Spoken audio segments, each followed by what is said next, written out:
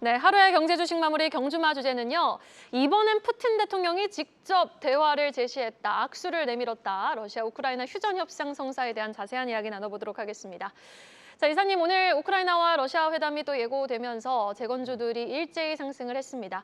그런데 재건주들 보면 사실 상승의 연속성보다는 일시적인 상승에 그치기 마련이었거든요. 그런데 오늘 나온 뉴스에 따라서 추가적인 상승 룸 충분히 열려 있다라고 보십니까? 그 오늘 나온 뉴스 때문에 오늘 하루만 오른 게 아니라 그 전에 이미 그 푸틴 젤렌스키 대통령이 이제 조건 없는 30일 휴전을 제안을 했었거든요. 근데 그러고 나서 이제 푸틴이 자체 응답을 하는 것이고 그 15일 날 이제 러시아와 우크라이나 정상 간에 이제 그 트리게에서 직접 만나서 평화 회담을 나설 것으로 좀 알려지면서 뭐 휴전 회담의 휴전에 대한 기대감이 좀 높아져서 급등 나왔고요.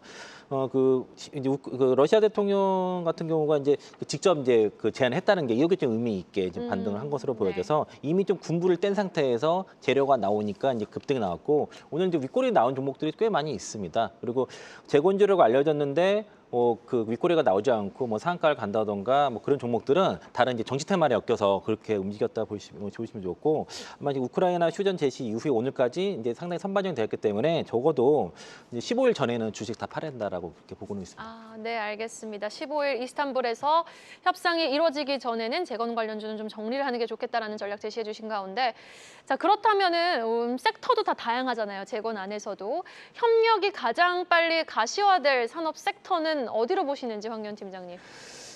이사님께서 너무 강력하게 말씀을 해주셔가지고 깜짝 놀랐어요. 아, 네네. 저도 좀 다른 의견이세요? 아니요, 결은 비슷합니다, 사실. 네네. 왜냐하면 이 재건과 관련된 이슈가 나온 게 거의 이제 길게 보면 한 2년 됐거든요. 맞아요. 네, 2년 됐고 사실 작년 겨울부터 해가지고 재건과 관련된 이슈로 이미 주가들은 큰 시세들이 난 종목들이 많이 있습니다. 그리고 사실 한 몇 달 동안 쉬었다가 최근에 이제 좀 사실 좀 올라온데 오늘도 뭔가 시원하게 오르다기보다는 몇몇 종목들은 좀 세게 가긴 했습니다만 결국 다 윗꼬리 달고 내려왔잖아요. 이런 부분들이 일단 첫 번째는 테마주의 시기가 너무 다 다른 강력한 비교 우위, 수급을 좀 가져갈 만한 다른 테마들도 좀 많이 있는 상태예요. 그러니까 재건 테마주를 어차피 트레이딩의 관점에서 본다면 재건 테마주 할래 아니면 다른 테마주 할래 뭐 일례로 오늘 반도체만 해도 사실 또 맘 편하게 매매할 수 있는 종목이 많은데 굳이 우리가 재건 테마에서 매매를 할 우리가 수익을 낼 수 있는 폭이 얼마나 있을까라고 생각을 해본다면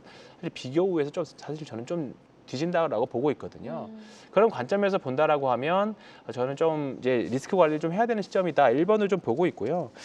그다음에 결국은 유럽 사람들이 피를 흘리고 싸움한 전쟁인데 과연 한국 기업들이 기술력이 있고 한다고 하더라도 과연 우리나라 기업에 얼마나 많은 수혜가 있을까에 대한 근본적인 의문은 좀 있습니다. 그렇기 때문에 지금은 철저하게 뭐 철도 지금 보면 철도라던가 굴착기라던가 여러 가지 우리가 필요한 그 부분들이 있긴 하겠습니다만 뭐 항만이라던가 도로들 이게 과연 우리나라 기업에 직접적인 수혜가 있을 수 있을까? 있다고 하더라도 뭔가 기업의 주가를 근본적으로 끌어올릴 수 있는 뭔가가 있을까라고 생각해 본다라고 하면 좀 중립 이하의 반응이 맞는 게 아닌가 조심스럽게 이렇게 말씀드리겠습니다. 네, 알겠습니다. 뭐 미중 무역 이제 협상 관련해서 긍정적인 소식이 들려오고 있는 가운데 안 그래도 좀 살 것들이 더 많다. 지금 두 분 모두 의견이 재건 관련주에서는 일시적인 상승에 좀 그치고 지금은 현재는 이제 리스크 관리할 때다라고 말씀을 해주셨는데요.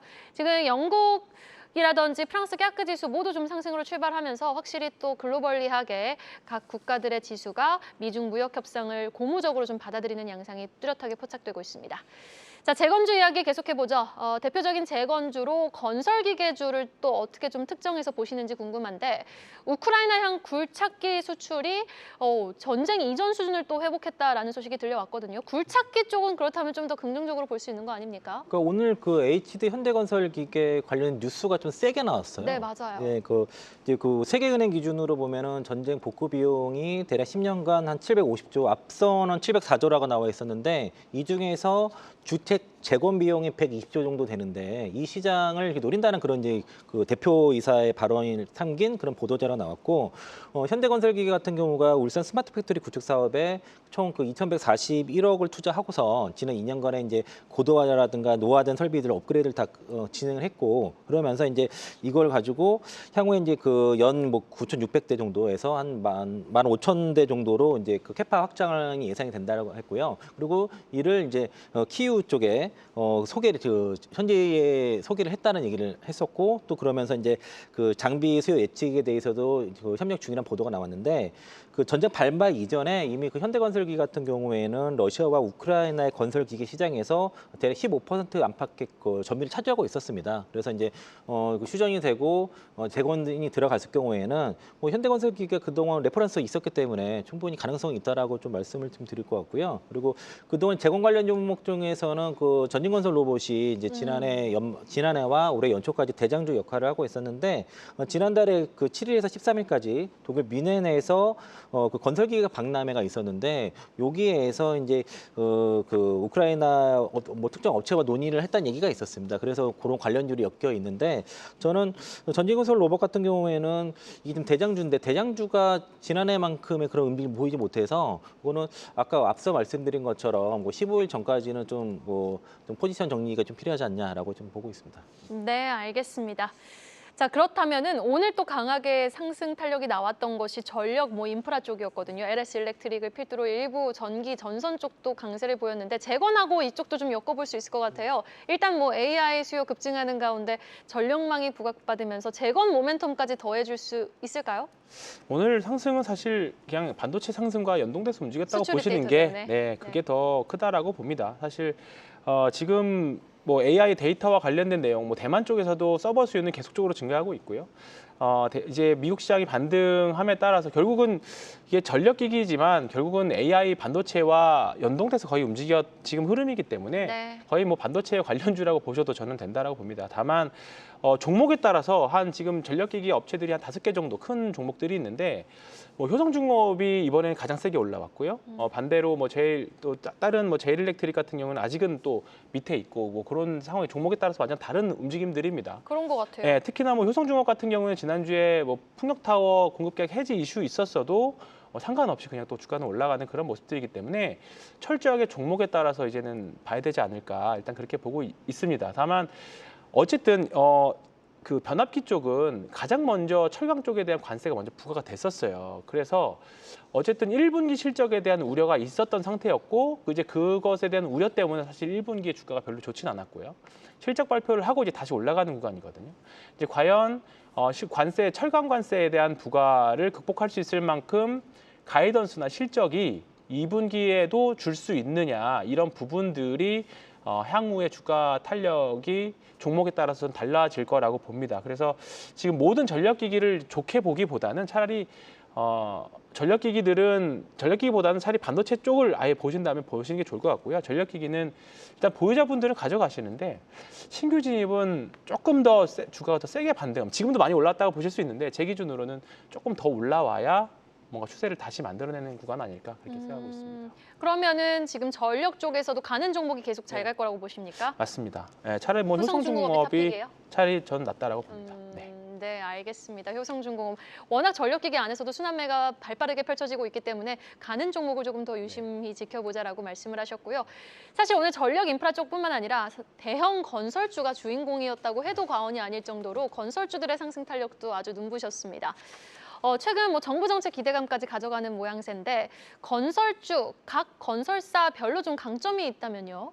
그러니까 이제 재건 관련해서는 중소형 관련 종목들은 뭐 급반등이 나오기 때문에 그냥 테마를 봐야 될 것 같고 대형 건설주, 뭐 현대건설이라든가 그 현대산업개발, 뭐 DLENC 이런 같은 기업들은 최근에 이런 그 재건 테마가 아니더라도 원전이라든가 아니면은 이제 그 주택 경기에 대한 어떤 그 실적에 대한 회복에 대한 기대감으로 상승에 대한 여력은 있고요. 탑픽은 현대건설인 것 같습니다. 현대건설이 1분기 그 영업이익도 컨센서스 상회가 나타나면서 지금 목표가 상향이 됐고요. 또 이제 자회사 현대 엔지니어링의 수익성 개선에 대한 내용도 있고 특히 이제 주가가 좀 제일 많이 잘 가는 이유가 그 원전 사업에 대한 파이프라인에 대한 구체화 때문에 지금 가고 있는 거라서 탑픽은 뭐 현대건설인데 주가 막 따라잡기는 뭐 좀 부담스러울 수 있을 것 같고 또 HDC 현대산업개발 같은 경우가 그 지식산업센터에 대한 비용이 반영이 완료가 되면서 이제 수익성 부분도 회복 예상이 돼서 이제 최근에 또 메리츠증권에서 목표가 상향을 했고 대우건설 같은 경우도 토목 현장에 대한 원가율 개선과 그리고 주택 건축 부분에 대한 이제 준정산 이익에 대한 것들이 반영되면서 실적 괜찮다고 해서요. 전반적으로 대형 건설사들의 실적의 회복세에 대한 전망이 나타나서 목표가도 상향됐고 주가도 우상향하는 그런 분위기다라고 좀 그렇게 읽을 수 있을 것 같습니다. 네, 알겠습니다. 관련해서 주목해 보아야 할 건설주까지 짚어주셨습니다. 확실히 지금 미중 무역 협상 관련해서 고무적인 소식이 들려오는 만큼 유가도 급등 현상을 보이면서 WTI 기준 지금 배럴당 4% 넘게 급등하고 있다는 소식도 들려오고 있고요. 달러화에 대한 원화 가치도 지금 1,410원대까지 다시금 좀 올라가는 양상이거든요. 외환시장 동향은 좀 계속해서 꼼꼼하게 체크해 보셔야 될 것 같습니다. 일단 유가가 상방 변동성을 키우고 있다는 부분까지 전해드리겠습니다. 자, 이렇게 한국과 러시아 쪽도 관계가 회복할 수 있을까라는데 또 많은 분들이 퀘스천 마크를 붙이시거든요. 지금 자동차 같이 러시아 공장 가동 시 활력을 띠게 될 산업도 여럿 있고요. 러시아와 한국이 관계를 회복한다면 주목해 볼 만한 섹터는 또 어디가 있을지까지 한번 우리가 고민을 해볼까요? 황교안 팀장님. 너무 어려운 질문인데 첫 출연 날 진짜 곤란한 질문들만 다 골라서 하시는 것 같아요. 모아서. 네. 사실 러시아와 관계 회복 맞추라는 거 사실 미중 관계 맞추는 거 더 어려운 것 같다는 생각이 좀 듭니다. 사실 우리나라 기업들 많이 철수를 했죠. 근데 만약에 된다라고 하면 사실 가장 먼저 올라갈 만한 건 전 식품주인 것 같아요. 식품주요? 식품주 여전히 식품 주식들 지금 사실 우리가 러시아 쪽 데이터를 체크 못해서 그렇지 지금 우리가 알게 모르게 지금 삼양식품부터 시작해서 우리나라 K푸드가 제2의 전성기 어떻게 보면 제1의 전성기일 수도 있는 것 같아요. 초코파이가 러시아에서 그렇게 맞습니다. 잘 팔리더라고요. 네, 라면도 마찬가지고 아직까지는 우리나라 매운맛을 아직 제대로 못 봤기 때문에 삼양식품 같은 새로운 또 판례가 열린다라고 하면 또 다른 얘기가 될 수 있기 때문에 좀 편안하게 그쪽만 보시는 게 좋을 것 같습니다. 만약에 막 현대차 같은 이런 정말 대규모의 자금이 들어가는 장치 산업 같은 경우에는 성공할 확률에 대한 퀘스천 마크도 있고요. 다시 들어갈까에 대한 기업들이 다시 들어갈까에 대한 아마 투자자들의 의문도 있을 겁니다. 근데 가장 쉽게 수출할 수 있는 부분들이 식품 쪽이기 때문에 러시아 과거에 저도 아직 찾아보진 않았습니다만 과거에 러시아 쪽 수출 이력이 있는 기업들을 한번 조사해 볼 필요가 있을 것 같습니다. 말씀 잘하신 네. 게 저 삼양식품 되게 궁금했거든요. 오늘 황제주 등극 이후에 4.7% 또 하락이 나왔습니다.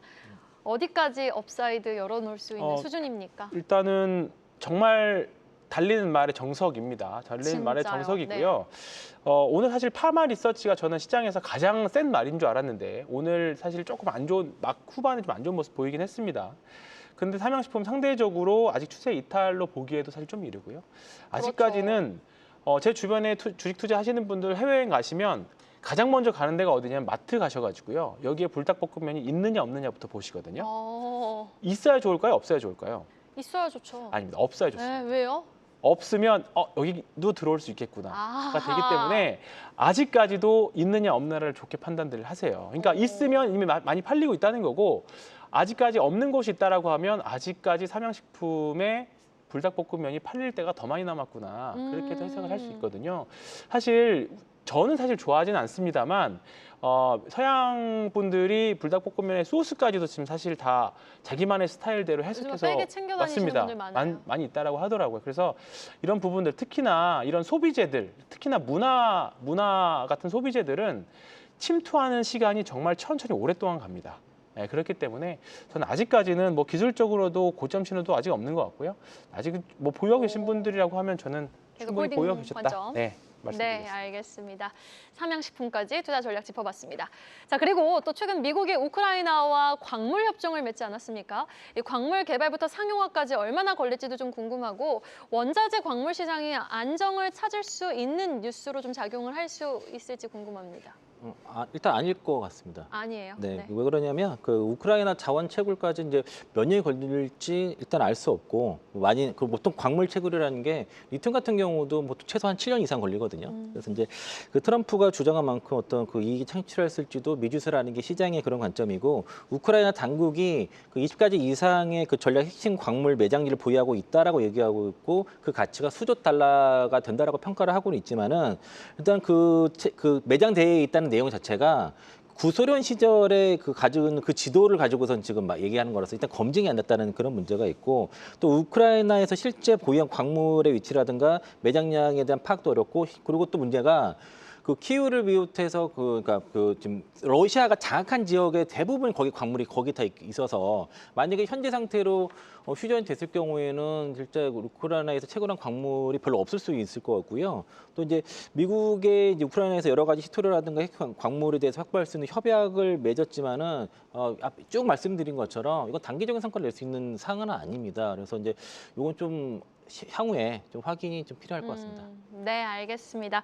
원자재 광물 시장 관련해서 이야기도 들어봤고요. 자, 투자 전략으로 마무리 지어 보도록 하겠습니다. 이제 뭐 미중 무역 협상에서 긍정적인 소식이 계속 들려오는 가운데 글로벌리 지금 선물 주가 지수, 미국 선물 주가 지수 그리고 유럽 증시 모두 상승세를 보이고 있는 상황입니다. 투자 전략 우리 황교안 팀장님께 먼저 들어볼까요? 오늘 뭐 사실 내가 가진 종목이 좀 급락이 나왔다고 하신 분들은 조금 기분이 좀 안 좋으실 수 있겠는데 우리가 반도체 2차 전지 한 3, 4주 전, 뭐 한두 달 전 생각해 보시면 정말 반도체 망하나 그 생각 들으셨을 겁니다. 근데 네. 또 때가 되니까 또 올라오거든요. 아마 오늘 빠진 종목들도 그렇게 될 확률이 좀 매우 높다라고 생각합니다. 그래서 이번 주는 아마 위에 있는 종목들이 좀 밀리고 아래 있는 종목들이 올라오면서 좀 밸런스를 맞추는 과정이다. 그러면 그 과정 안에서 변동성이 많이 나올 거라고 보고 있기 때문에 조금 힘드실 수도 있습니다. 거기다가 대선 테마주 같은 정말 약간 단기 수급들을 빨아들이는 그런 시기도 같이 겹쳐 있잖아요.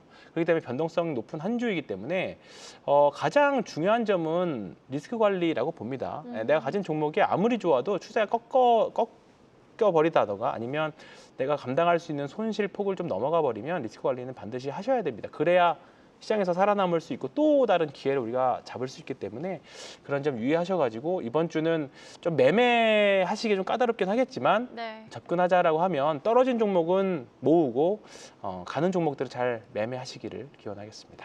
네, 알겠습니다. 이창원 이사님의 전략까지 들어보죠. 뭐 앞서 말씀하신 거랑 거의 유사해서 뭐 크게 뭐 보충할 건 없는데 제가 이제 그 2주 전에 나왔을 때도 그 이제 2, 3주 정도간의 이제 지수하락 걱정할 수 없다고 말씀을 드렸는데 일단 그 연장선이라 볼 수 있겠고요. 지금 그 관세 부과 이전까지 지금 지수 자체는 올라왔지만은 지수에 따라서 올라가지 못한 섹터들의 종목은 아마 5월 말 전까지는 그런 종목들이 반등세가 이어질 거라고 그렇게 보고 있고 지수의 회복세가 나타난 만큼의 그 전에 주도주였던 조선, 방산, 엔터, 바이오 이런 쪽에서는 이제 조정세가 좀 나타나고 낙폭과대 종목 중에서의 뭐 2차 전지, 반도체, 자동차 이런 쪽에 추가 반등이 이어질 거라고 보여지는데 이게 어떤 주도주의 교체로 인해서 추세에 뭐 달라지는 이런 게 아니라기보다도 키 맞추기 정도로 이렇게 이해하시면 좋을 것 같습니다. 그러니까 지수보다 올라가지 못한 종목들의 회복세가 나타날 것 같고요. 그래서 지금 이제 신고가 5월 한 달만큼은 신고가 종목보다는 낙폭과대 종목과 그 섹터 안에서 좀 기회를 찾아보시는 전략이 좀 더 수월할 거라고 보고 있고요.